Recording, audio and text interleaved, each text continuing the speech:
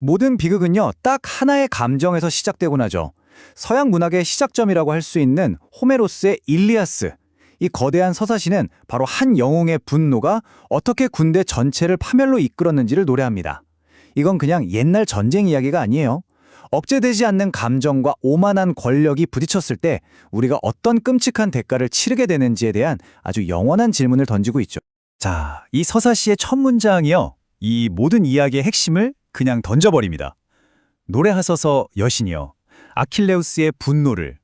바로 이 한 문장이 앞으로 펼쳐질 수많은 죽음과 그 끔찍한 비극의 원인을 정확히 지목하고 있는 거예요. 한 사람의 감정이 어떻게 역사의 흐름을 통째로 바꿔놓는지 그 거대한 서막이 지금 열립니다. 오늘 우리는 이 비극이 어떻게 펼쳐지는지 총 6개의 막으로 나눠서 한번 따라가 볼 거예요. 아킬레우스의 분노에서 시작해서 사제의 간청, 왕들의 논쟁, 여신의 개입과 영웅의 맹세, 그리고 마지막 어머니의 계략까지. 자, 그럼 그 거대한 이야기 속으로 함께 들어가 보시죠. 이야기 시작은 트로이 전쟁이 벌써 9년째 접어든 정말 끝이 보이지 않는 그런 상황이에요. 그리스 진영은 더 이상 승리를 얘기하는 게 아니라 정체 모를 역병 때문에 그냥 신음하고 있었습니다. 매일같이 병사들의 시체를 태우는 연기가 자욱하게 하늘을 뒤덮고 군의 사기는 말 그대로 바닥을 치고 있었죠.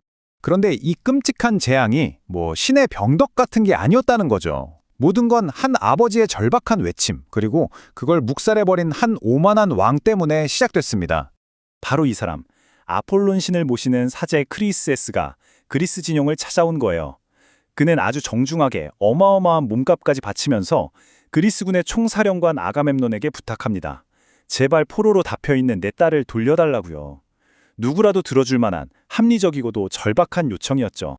하지만 아가멤논, 이 사람의 반응이 어땠을까요? 글쎄요, 아주 경멸적인 태도로 그의 간청을 거절하고 심지어 모욕적인 말로 위협까지 하면서 그를 쫓아내버립니다. 왕의 권위가 신에 대한 경외심마저 짓밟아버린 정말 치명적인 실수를 저지르는 순간이었습니다. 당연히 모욕을 당한 사제는 가만히 있지 않죠. 아폴론 신에게 눈물로 기도합니다. 그러자 분노한 신이 직접 올림포스에서 내려와요. 그리고는 그의 은으로 만든 활을 당겨 그리스 진영에 역병의 화살을 퍼붓기 시작합니다. 아흐레 동안 이 죽음의 화살은 멈추지 않았고 그리스 진영은 순식간에 시체 더미로 변해갔습니다. 이렇게 죽음이 퍼져나가니까 그리스군도 더는 못 버티겠다 싶었겠죠. 원인을 찾기 위해 다 같이 모이는데 바로 이 자리에서 그리스군을 이끌던 두 거대한 축, 총사령관 아가멤논과 최고의 전사 아킬레우스가 정면으로 부딪힙니다. 이 둘의 싸움은요, 그냥 전리품 하나 더 갖고 덜 갖고 이런 차원의 문제가 아니었어요. 아가멤논에게는 왕으로서의 절대적인 권위가, 그리고 아킬레우스에게는 최고의 전사로서 당연히 받아야 할 명예가 걸려 있었던 거죠. 왕권과 명예, 그야말로 어느 쪽도 한 발짝도 물러설 수 없는 두 가치가 정면으로 충돌한 겁니다. 결국 분노의 이성을 잃은 아가멤논이 정말 해서는 안 될 말을 내뱉고 맙니다. 바로 아킬레우스에게 이렇게 선언하는 거죠. 니놈의 천막으로 직접 가서 네가 아끼는 전리품, 그 눈부신 브리세이스를 내 손으로 빼앗아 오겠다. 이건 아킬레우스의 명예를 그냥 발로 짓밟아버리는 참을 수 없는 모욕이었어요. 이 말을 들은 아킬레우스의 분노는 이제 단순한 분노가 아니에요. 사리로 변합니다. 그가 정말로 총사령관을 베어버리려는 바로 그 찰나, 인간 세상의 것이 아닌 어떤 거대한 힘이 끼어들죠. 아킬레우스가 칼집에서 칼을 뽑아드는 바로 그 숨막히는 순간, 갑자기 누군가가 그의 저 유명한 금발머리채를 뒤에서 확 잡아챕니다. 정말이지 모든 시간이 멈춘 것 같은 그런 초자연적인 순간이었죠. 고개를 돌려보니 놀랍게도 그의 눈에만 보이는 지혜의 여신 미네르바가 서 있는 겁니다. 여신은 그에게 말하죠. 그 칼을 집어넣어라. 지금의 분노를 참으면 훗날 더 큰 영광이 있을 것이다. 무기가 아니라 말로 싸워라.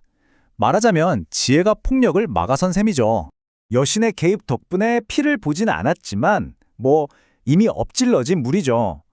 둘의 관계는 돌이킬 수 없는 강을 건넜고 아킬레우스는 이제 전쟁 전체의 판도를 뒤엎을 정말 운명적인 결정을 내리게 됩니다. 그는 왕의 권위를 상징하는 지팡이를 바닥에 힘껏 내던져요. 그리고 맹세합니다. 이 죽은 나무에서 다시는 잎이 돋지 않는 것처럼 나 아킬레우스도 다시는 이 전쟁에 참여하지 않겠다고요. 심지어 자신이 없으면 그리스군이 얼마나 처절하게 죽어나갈지 저주에 가까운 예언까지 퍼붓습니다. 말이 끝나기 무섭게 아가멤논이 전령들이 도착하고 아킬레우스는 아무런 저항도 하지 못한 채 그의 전리품이자 연인인 브리세이스를 내어줍니다. 비통에 잠겨 그녀가 끌려가는 걸 지켜보는 영웅의 모습은 이 두 사람의 관계가 완전히 끝났다는 걸 보여주는 정말 비극적인 장면입니다. 자, 이제 무대는 인간들의 아기다툼이 벌어지는 진영에서 저 높은 곳, 신들의 세계로 옮겨갑니다. 모욕당한 아들의 복수는 이제 신들의 손에 달리게 된 거죠. 혼자 남겨진 아킬레우스는 쓸쓸한 해변으로 가서 바다의 여신인 어머니 테티스를 부릅니다.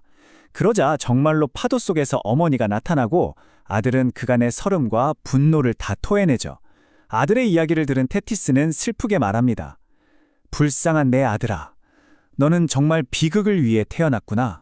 테티스는 아들의 명예를 되찾아주기 위해 신들의 왕 제우스에게 직접 가겠다고 약속해요. 그런데 문제가 하나 있었어요. 하필 신들이 전부 에티오피아로 잔치를 즐기러 가서 무려 12일을 기다려야만 했습니다.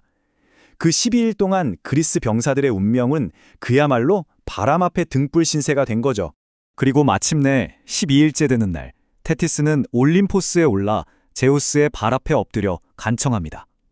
제 아들의 명예가 회복될 때까지 부디 트로이군이 이기게 해주십시오. 제우스는 한동안 말이 없다가 온 세상이 울릴 정도로 거대하게 고개를 끄덕입니다. 바로 이 고갯짓 한 번으로 수많은 그리스 병사들의 운명이 결정된 겁니다.